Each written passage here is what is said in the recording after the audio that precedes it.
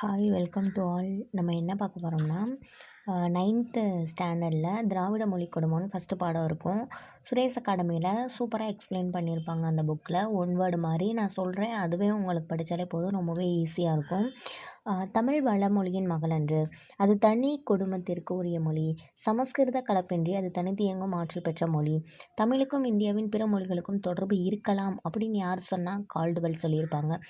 அதே மாதிரி எந்த நாட்டின் பணத்தாளில் தமிழ்மொழி இடம்பெற்றுள்ளது? மொரீசியஸ், இலங்கை. இது நல்லா கரெக்டாக பார்த்துக்கிறணும். நமக்கு வந்து 3 திராவிட மொழிகள் இருக்கும். ஒன்று தென் திராவிட மொழிகள், நடு திராவிட மொழிகள், வட திராவிட மொழிகள்னு இருக்கும்.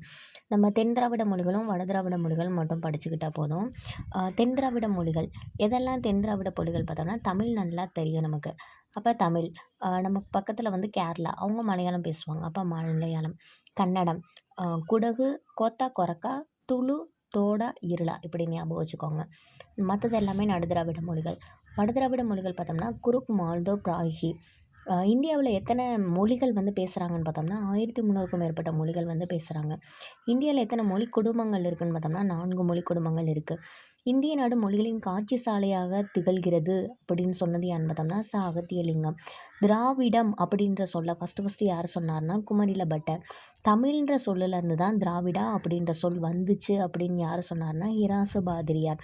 மற்ற ஐரோப்பிய மொழிகளோடு தொடர்புடையது வடமொழி அப்படின்னு குறிப்பிட்டவர் யாருன்னு பார்த்தோம்னா ஜோன்ஸ் குட்டின்னு ஞாபகம் வச்சுக்கோங்க. William Jones. எந்த ஆண்டில் பேராசிரியர்கள் பிரஸ்க், கிரீம் இவங்கெல்லாம் நிறைய மொழி சார்ந்த ஆய்வுகள் மேற்கொண்டாங்கன்னு பார்த்தோம்னா 1816. தமிழ், தெலுங்கு, கன்னடம், மலையாளம் போன்ற மொழிகளை ஒரே இனமாக கருதி இதெல்லாம் தான்ப்பா தென்னிந்திய மொழிகள் அப்படின்னு யார் சொன்னாங்கன்னு பார்த்தோம்னா ஃப்ரான்சிஸ் எல்லீஸ் சொல்கிறாரு. அடுத்து மால்தோ, தோடா, கோண்டி இது எல்லாத்தையும் தமிழியன். மால்தோ, தோடா, கோண்டி இதெல்லாம் தமிழியன் யார் சொல்கிறாங்கன்னா கோக்கன் வந்து சொல்கிறாரு. திராவிட மொழிகளின் ஒப்பிலக்கணம் அப்படின்ற நூலை கால்டுவெல் எப்போ சொல்லியிருப்பார்? 1856. திராவிட மொழி கொடுமம் நிலவியல் அடிப்படையில் எத்தனை வகையாக பிரிக்கிறாங்கன்னு பார்த்தோம்னா 3 வகையாக வந்து பிரிக்கிறாங்க. அடுத்து பிராகின்றது வட திராவிட மொழி. அண்மையில் கண்டறியப்பட்ட மொழிகளையும் சேர்த்து திராவிட மொழி குழுமங்கள் 28 இருக்குது. எந்த மொழியில் வினைச்சொற்கள் காலத்தை மட்டும் காட்டும் தவிர திணைப்பால் எண் இதை காட்டாது. காலத்தை மட்டும் தான் காட்டும், இதெல்லாம் காட்டாது இங்கிலீஷில்.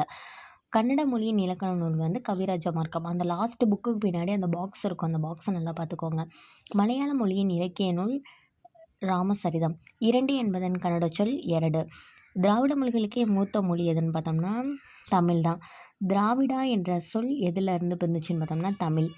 அப்புறம் இந்த டிரான்ஸ்லேஷனை யார் சொல்லியிருப்பாங்கன்னா ஹிராசு பாதிரியார். தமிழ், தெலுங்கு, கன்னடம், மலையாளம் போன்ற மொழிகளை ஒருமைப்படுத்தி இதெல்லாம் வந்து தனியான ஒரு மொழி குடும்பத்தை சேர்ந்தது அப்படின்னு முன் வச்சது யாருன்னு பார்த்தோம்னா எல்லிக்குட்டி, ஃப்ரான்சிஸ் எல்லிஸ். இப்போ லாஸ்ட்டாக வந்து 4 திராவிட மொழிகள் கண்டுபிடிச்சிருக்காங்க.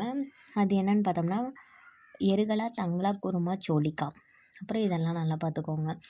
கைவிரல்கள் பெண்பால், கால் விரல்கள் ஆண்பால் அப்படின்னு எந்த மொழியில் வந்து இந்த மாதிரி வேறுபடுத்துகிறாங்கன்னு பார்த்தோம்னா ஜெர்மன் மொழியில்.